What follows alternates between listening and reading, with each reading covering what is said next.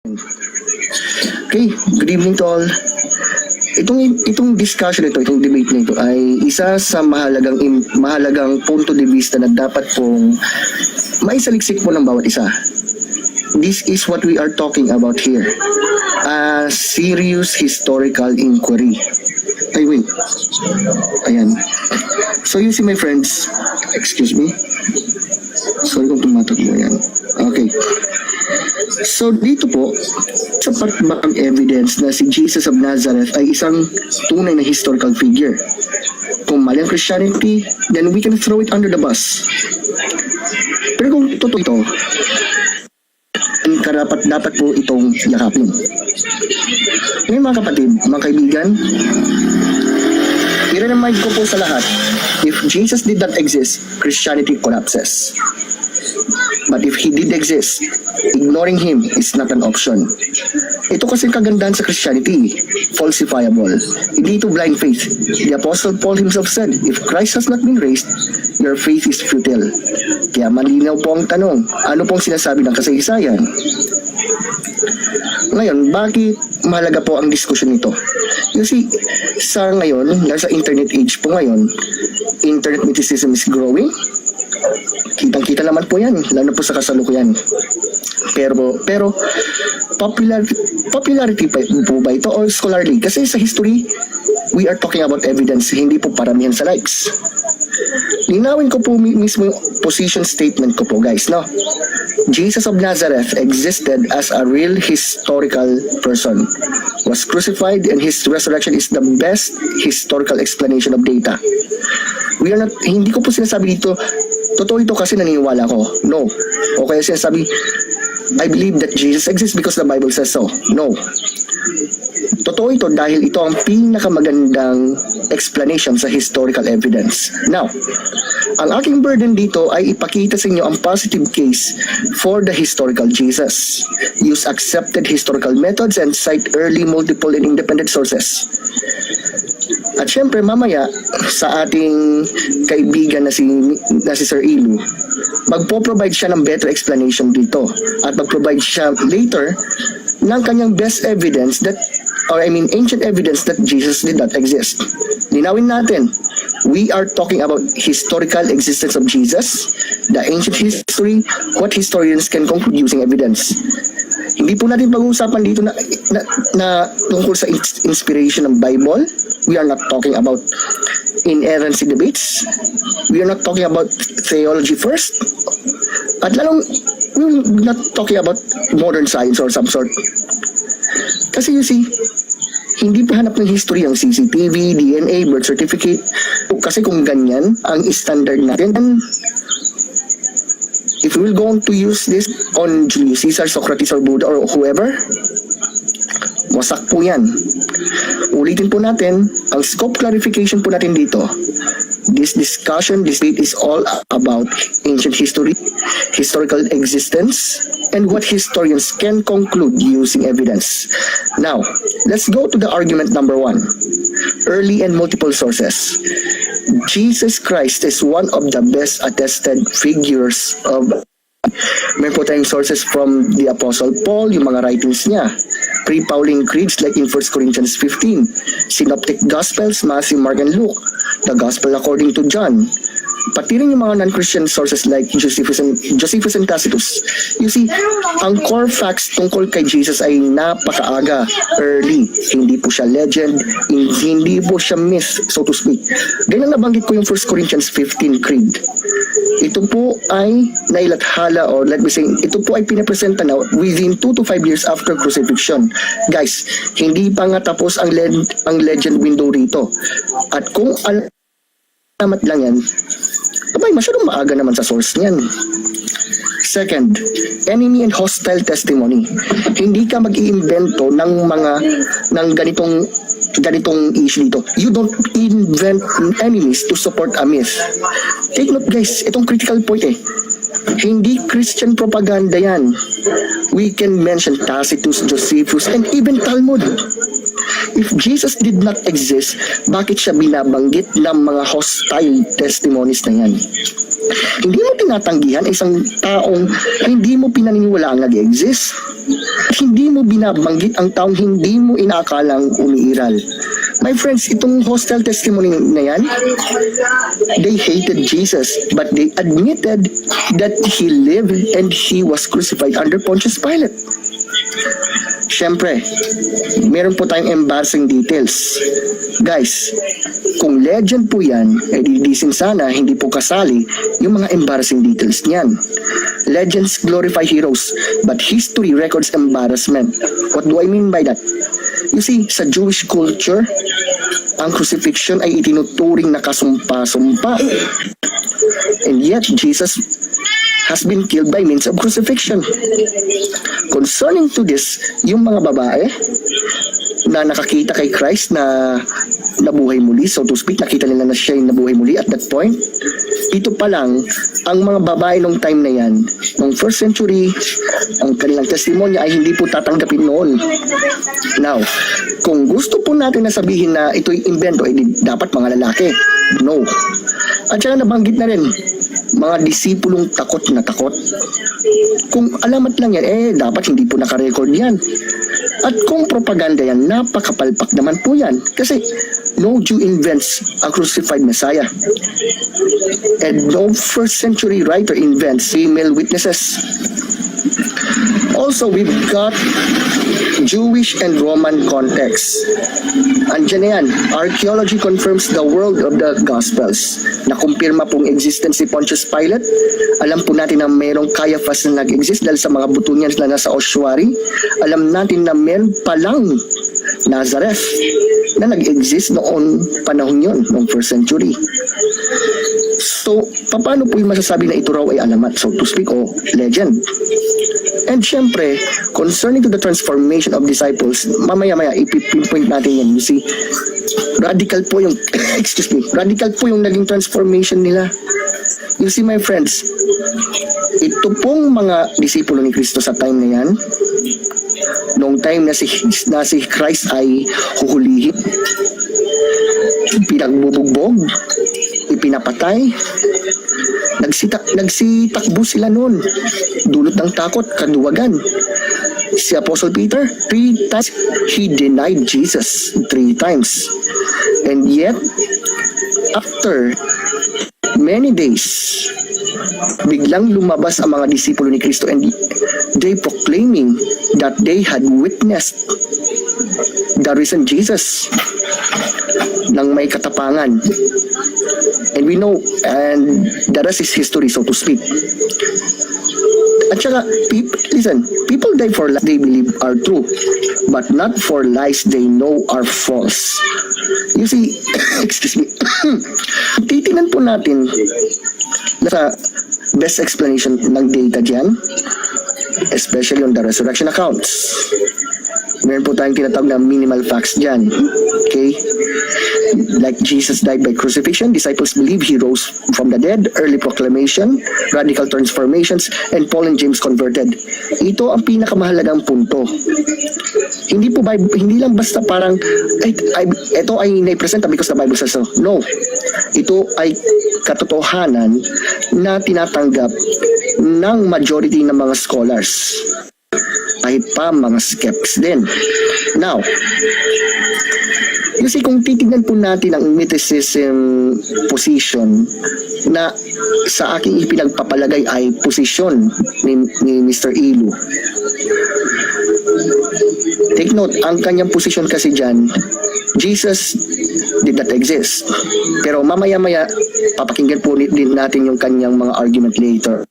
But for the meantime, gusto kong ipinpoint sa inyo yung punto. Why mythicism fails? Number one, sorry po sa mga pusa na nandyan sa paligid anyway. Number one, too early yung mga eyewitness data. First century. Pangalawa, Jewish anti-myth culture. Pangatlo, no parallel faith. And lastly, walang masasabing explanation. Bakit kaya lumaganap ang Christianity on that time? At friends, history does look for perfect explanation. It looks for best explanation. At dito, the evidence of Jesus of Nazareth, including his resurrection, is the best and clear answer. Mythicism is fringe, not mainstream. It creates more problems than solutions, so to speak. Now, listen, my friends. If Jesus really existed, and based on our historical data, he is, then his claims matter. That he really claimed divine authority, he claimed to be God, he predicted his death, and he predicted his resurrection. Hindi pwedeng great moral teacher lang. At lalong hindi pwedeng, legend lang. And if the resurrection is true, if God exists, if Jesus is real person who lived on the first century Israel, if he really claimed to be God, if he died and rose again, game over. Christianity is true. Now, in conclusion, listen. Jesus is not a problem for history. He is the solution. Meron po tayong strong historical foundation. Meron po tayong, ito'y open to falsification and grounded in evidence. At the end of the day kasi mga kapatid,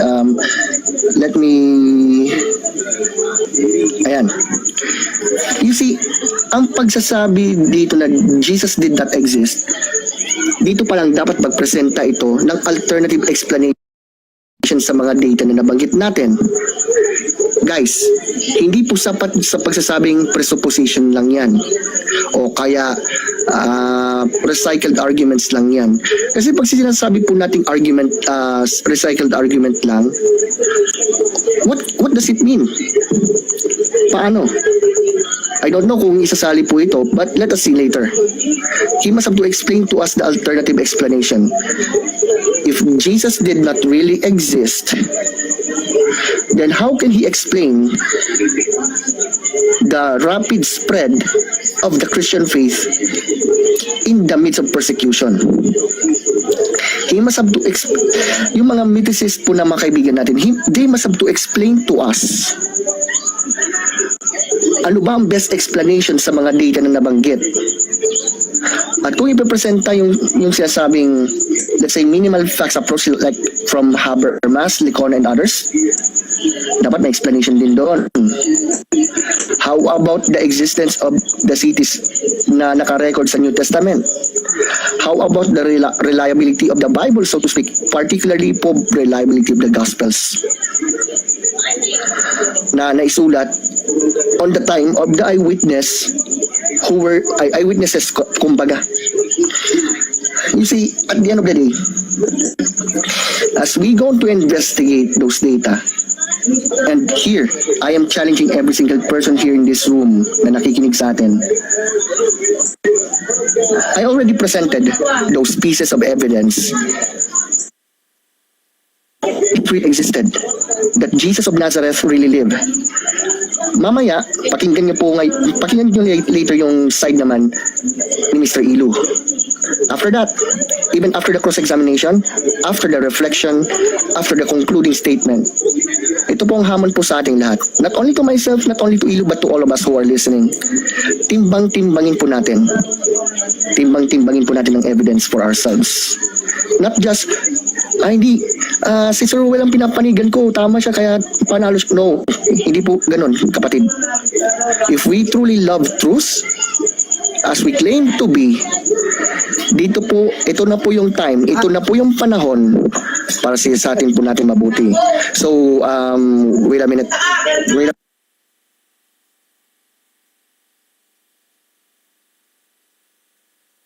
Okay, sorry for that. So, to end this up, I would like to recognize the evidence na ipipresenta dito. Not only the evidence na aking pinesenta right now. Meron po tayong matibay na katibayan na nagpapatunay na may Jesus na taga Nazareth na nabuhay on the first century. Ngayon, na kay Mr. Ilu ngayon ang burden of proof para patunayan na hindi nag-exist si Jesus. So to end this up, if Jesus is real, what can you do to him? If Jesus really existed, if he really claimed to be God, if he really claimed that he rose from the dead, well, would you become a Christian? Nasa sa inyo pong pagpapasya, mga kapatid. At nawa, sa pagtatapos ng aming pagtalakay, kayo rin po ang makapagpasya dyan. But for now on, ito lamang po ang aking presentation for now. And I hope and I'm praying na mas magkakaroon po kayo ng masusing pananaliksik sa mga ebidensya na aking presenta. Jesus existed. Jesus is. Good evening to all of you. Okay? Again, good evening to all of you. So, thank you, Mr. Ilu, for presenting your own presentation, where it seems mukhang matalino at first place, but let us see. Did he really debunk the entire case that I gave? Short answer, no. Ilu did not debunk the historical Jesus. Ang ginawa lamang niya dito was the following: change the rules of history, move the goalpost, and confuse his skepticism with scholarship. Paano? Point 1. Kinote niya si Richard Carrier on the quotation like extraordinary claims require extraordinary evidence. But guys, ang fallacy dyan, category confusion. Bakit? The claim Jesus existed is not extraordinary. Alam niyo kung anong extraordinary? Yung resurrection, hindi yung existence. Kumbaga, hindi mo pwedeng i-apply ang standard ng resurrection sa existence dito. Kung ganito ang logic ng ating kaibigan dyan, then si Alexander the Great, extraordinary. Extraordinary, bakit? He conquered the world at 30. How about Buddha? Extraordinary, bakit? Nag-claim na, nagkaroon ng mga enlightenment claims. But pero walang historian na humihingi ng extraordinary evidence para sa existence, so category error po yun. Point 2, silence of contemporary evidence na nabanggit, and I expected na i-mention niya yan sa debate na ito. Pero fallacy po yun na tinatawag na argument from silence. Key historical rule, mga kapatid, silence only counts if the author should have mentioned the subject. Let's apply it.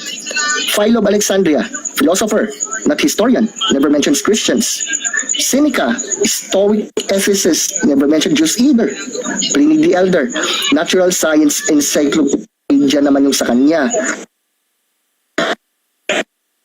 Hindi checklist ang history and hindi ka binanggit ni Philo, so peke ka. So by that logic, si Hannibal maging peke, si Spartacus maging peke, at si Pontius Pilate maging peke kasi na-mention lamang siya once archaeologically. So silence is not non-existence. Third, tungkol sa 50 ancient historians na nag-fail daw na i-mention si Jesus, that's a fabricated expectation. Bakit? Sa first century kasi, 99.9% ng mga tao noon were never mentioned. Peasant Jews in provinces were invisible, and Rome did not document executed criminals unless politically relevant. Concerning to Jesus Christ, siya po ay Jewish teacher sa isang probinsya at pinatay bilang kriminal. Hindi siya great man sa mata ng Roma hanggang dumating yung punto na lumaganap ang Christianity noon. Point 4. Sabi niya, Roman Empire never mentions Jesus. But that's a factual error. Ang totoo, they did. Who are they? Tacitus. Nasabi niya yung tungkol sa execution kay Christ under Pontius Pilate. Pliny the Younger. Bakit hindi niya na-mention si Pliny the Younger? Di ba? Nabanggit niya si Pliny the Elder. Bakit hindi si Pliny the Younger? Pliny the Younger has a statement concerning Christians worshiping Jesus as God. Lucian of Samosata, tinukoy si Christ bilang crucified sage. And Maramar Serapion, concerning Jesus as wise king executed. Mga kaawian ng Christianity. Hindi yan Christian propaganda. Enemy testimony. is a gold standard in history. Point 5, as I expected, he will mention again this kind of objection. Gospels are anonymous, therefore useless. Niya. But that's di po been false na. Karamihan sa mga ancient biographies are histories, Greco-Roman works. Ang tanong po dyan ng mga historiador ay ito: are the sources early, multiple, and independent? Another point, sabi nga, Gospels were too late, tapos nag-quote ng 200 AD. Pero anachronism naman yun eh. Bakit? Yung 40 years na yan, early pa yan in ancient history. Ikumpara mo kay Alexander, yung sources 300 to 400 years later. Kay Socrates, Plato wrote decades later. Buddha, centuries later. So kung late ang 40 years then, burahin na natin ang kalahati ng ancient history books.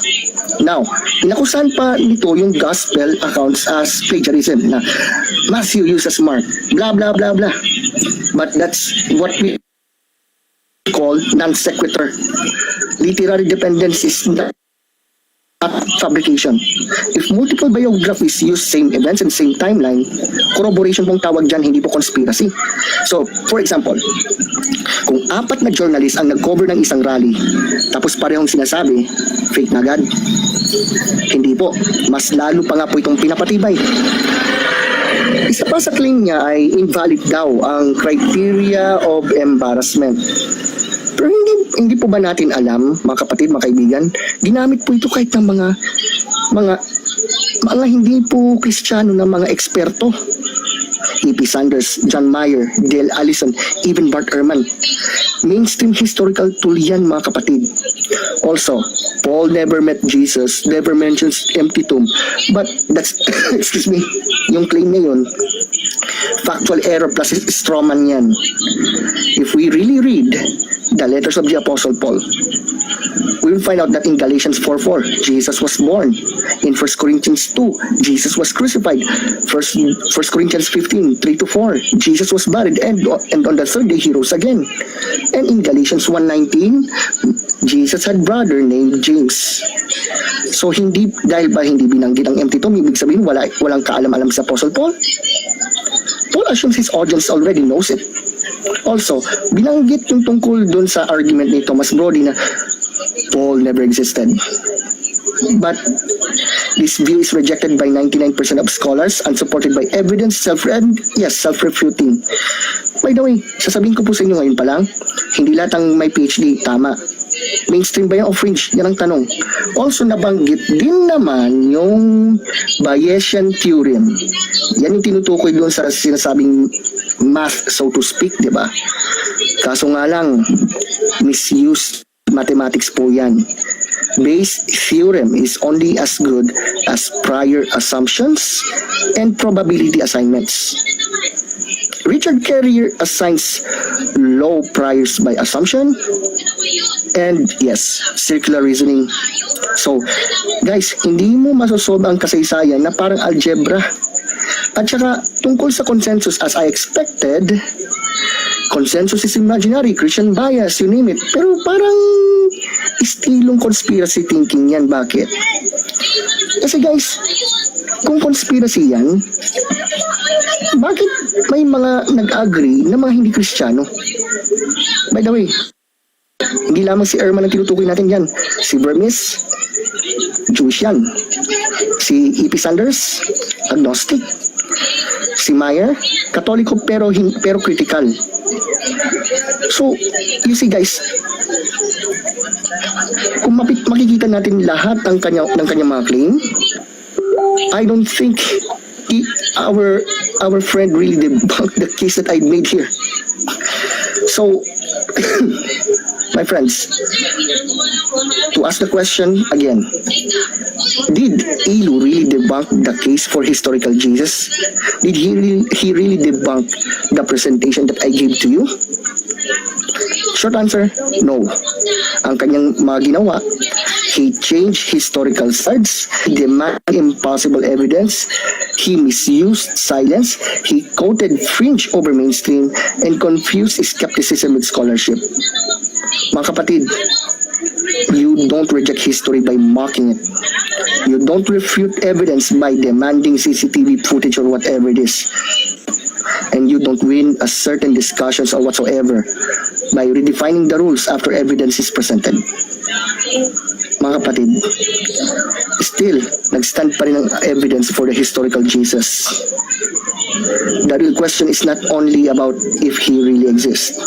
The real question, if Jesus really existed, what will you do? What will you do with him? It is not some sort of anything at all of that, no?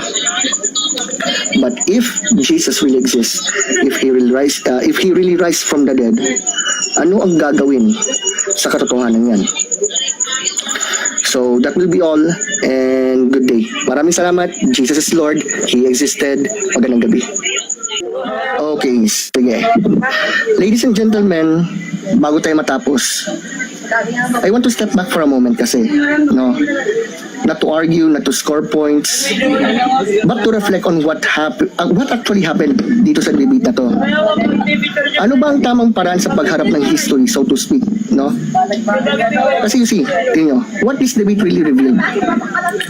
Sa kabuuan ng discussion namin, malinaw po na magkaiba ang standard namin, magkaiba yung standard namin. Ang isang panig, standard historical method. Nagbanggit na tayo ng early sources, multiple attestation, enemy testimony, embarrassment context. Ang isa pa, humingi ng contemporary documentation na halos kung honest o kung masasabi natin na kung gagamitin lang sana niya yung standard din niya, then halos walang historical figures, antiquity ang pumapasa. And let's be honest, special pleading po ang nangyari kasi kung standard na hiningi para kay Jesus ay hindi mo ginagamit sa ibang tao sa kasaysayan, hindi na po yung skepticism. Pangalawa, sa demand po ni Ilo na contemporary evidence, yes, to be clear, wala tayong surviving document na isinulat habang si Jesus ay buhay pa noon, pero normal po ba ito sa ancient history? Yes, most people in antiquity, even important ones, left no contemporary documents. History survives through near contemporary testimony, living memory, and oral tradition ang naitala agad. And that is exactly what we have with Jesus. Meron tayong pre-Pauline traditions within a few years of crucifixion. We've got the Apostle Paul, who personally knew Jesus' closest followers. Meron po tayong hostile Roman and Jewish sources nang walang rason para imbentuhin yan. So kung hindi sapat, hindi si Jesus ang problema, standard ang problema. Sa silence at selective skepticism, maraming binanggit na silence. Philo did not mention Jesus. Seneca did not mention Jesus. Pliny the Elder did not mention Jesus, you name it. But silence only matter if the person should have mentioned him. Philo wrote philosophy, not peasant movements. Seneca wrote ethics, not criminal cases. Pliny the Elder wrote natural sciences. Ngayon, to expect them to mention a provincial Jewish teacher executed as a criminal is to misunderstand history. Silence is not evidence unless it is relevant silence. And in this case, it isn't. Kamusta naman yung Gospels and early testimony? You see, much has been said about the Gospels being anonymous, late, or dependent, which is paikot na lang. But are they early? Are they connected to eyewitnesses? Are they corroborated? The Gospels were written within living memory. They align with early creeds, they fit first century Jewish context, and they are confirmed, at least on the basic facts, by non-Christian sources. So, hindi porke anonymous, ibig sabihin unreliable. Hindi porke dependence, ibig sabihin fabricated. And early does not mean perfect, but it does mean historical. Ngayon, what this debate was not about.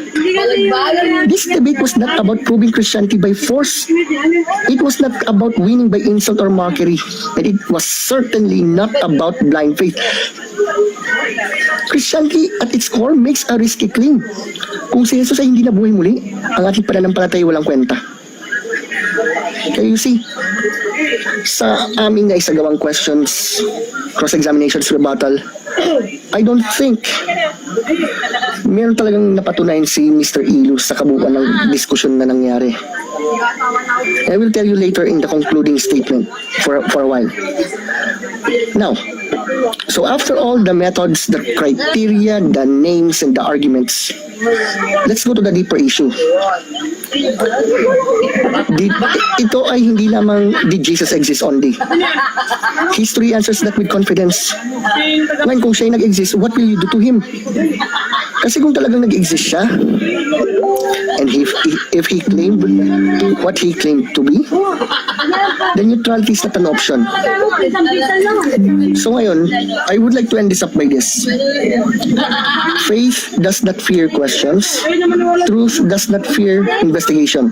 And by the way, history does not bend to mockery. I don't care if someone will call me names here. But I already expected that this kind of argumentation will be presented here. However, as you can see, doon natin mapansin na magkaiba talaga. Yun lang ang maging problema dyan, saan dyan ang totoo. So, you see, Jesus of Nazareth does not disappear because of silence, skepticism, or sarcasm, like what happened right now. He remains where he was always been, at the center of history, asking each generation the same question. Who do you say that I am? And by the way, if Jesus did not really exist, bakit kaya siya yung itinuturing na greatest and most influential person who ever lived in history? Yun lamang po ang aking masasabi dito, and thank you so much. Jesus is Lord. Remarks. Salamat sa Debate of the Future platform. Maraming salamat sa maayos na moderation, malinaw na rules, at pagkakataon na gawing educational ang discussion na to. Guys, maraming salamat din sa inyo. Christian man kayo, atheist, agnostic, skeptic, whoever you are. Ang inyong pakikinig ay tanda na talagang mayroon po kayong malasakit sa katotohanan. Ngayon, gusto kong ihinto muna ang details at itanong ang mas mahalagang tanong. Talaga bang na-debunk ang historical Jesus? Meron ba talagang matinong debunking na nangyari? O na-dismiss lang siya gamit ang skepticism na may imposibleng pamantayan? Kasi guys, magkaiba po ang refutation at rejection. Ang refutation, dapat may counter evidence. Pero ang rejection, wala. Ayaw niyang tanggapin. Ayaw kong tanggapin, parang ganun. So makikita po natin ang malinaw na pagkakaiba ng dalawang approach. Sa aking panig, we've used historical method, criteria like early sources, multiple attestation, hostile witnesses and embarrassment, named sources, and open to falsification. Pero sa panig ni Ilu, silence argument, name rhetoric, walang contemporary evidence as absolute rule, appeal to fringe mythicism, and mockery as substitute for counter evidence. Guys, listen. Ang historical facts, mananalo lamang yan pag na-explain yung best explanation of the data. Ngayon, sa silence of contemporary evidence, paulit-ulit nating narinig, walang contemporary evidence. Kaso, if we listen carefully, ang silence ay hindi po evidence ng non-existence, maliban lamang kung inaasahan talaga natin na babanggitin siya, may dahilan ang manunulat na banggitin siya, at may access siya sa information. Philo of Alexandria, philosopher yan, hindi po yung historiador. Seneca, stoic moralist,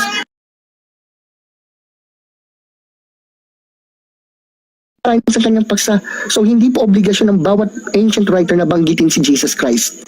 At kung gagawin natin itong standard, then kung maging honest po ang ating kausap, then burado na rin si Socrates, si Spartacus, at Hannibal sa ilang yugto. On consensus as imaginary di umano. Sabi niya kasi, fabricated, kasi dominated ng mga Kristiyano. Pero kung bias lang pala ang rason, nasa ng alternative explanation? Nandun pa rin yung burden of proof ni Ilu doon na hindi po naipresenta sa buong debate. Kahit sa cross-examination, wala po naipresenta na counter evidence. Hindi sapat na sabihin, Christian scholars lang yan. Dapat mas maayos na method, mas maagang sources, mas malinaw na paliwanag. But here's the irony. Mas maraming atheist historians, kumbaga, ang tumatanggap ng historical Jesus kaysa sa internet mythicists. Hindi po imaginary ang consensus, inconvenient lang po ito sa mythicism. Ngayon, concerning the Gospels, Paul, anonymous claim, ay nako. Oo, anonymous ang gospel sa loob ng teksto, pero hindi anonymous ang tradisyon. Okay, kahit ipagpalagay natin, anonymous, hindi eyewitness, late details. Kaso hindi pa rin dito binabagsak ang historical Jesus because we've got undisputed letters of Paul, pre-Pauline creeds, hostile Roman and Jewish sources.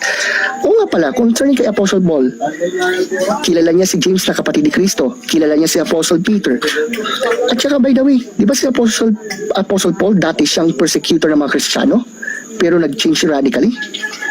So, ang sabihin Paul never existed, hindi po yan skepticism, kundi historical denialism. Now, ano po ba ang na-debunk ni Ilo sa kabuuan ng debate? Ang totoo niyan, hindi niya pinabulaanan ng early creeds. Hindi niya ipinaliwanag ang hostile testimony. Hindi niya ipinaliwanag ang transition ng mga Polonisto. Lalong hindi niya ipinaliwanag ang movement. Anong ginawa niya? Taasan ang standard hanggang maging imposible. Tawaging presupposition ng anumang evidence, tawaging recycled ang mga arguments na hindi niya nasagot. Hindi po ganito gumagana ang kasaysayan, mga kapatid. Ngayon, I know we've got the followers of Ilo here, and kahit sa mga nakikinig na interesante dyan, gusto kong sabihin ito ng malinaw at may respeto po sa lahat. Not only to you, my friends, kundi sa lahat na. Hindi po naging critical thinker ang tao dahil lahat ay tinatanggihan. Naging critical thinker ang isang tao kapag sinusuri nito ang evidence ng patas. So kung mali ang historical Jesus, then you need better explanation. Hindi po mas mahabang listahan ng memes. At sa mga Christians po na nakikinig sa atin, Christianity is not blind faith. Nabanggit na kanina. Sabi ni Paul, if Christ has not been raised, your faith is futile. Ibig sabihin, pwede nating siyasatin, pwede nating suriin, pwedeng i-falsify. Katunayan, even after the debate. And I would like to say thanks to Mr. Ilu for presenting his own position to re-examine it better. Yan, guys. Matapos ang lahat ng history scholarship debate, ito na ang tanong na hindi kayang sagutin ng kahit anong mga pangutya at kahit anumang mga objections dyan ng kung ano man. If Jesus really existed, if He died on the cross, if His disciples were ready to lay down their lives because of the fact that they had seen Him alive again, ano ang gagawin mo kay Jesus? Hindi ito simpleng academic question lang to. Ito ay existential. Jesus is not just a figure of history. He is the center of history. Kung si Jesus nga ay nag-exist, kung siya nga ay nabuhay na maguli, then whether we like it or not, Christianity is true. It changes everything. And to end this up, my friends, here's our challenge to every one of us. Let's re-examine both sides. Good evening. Jesus existed. Jesus is Lord. God bless at magandang gabi. Maraming salamat. Ayun. So,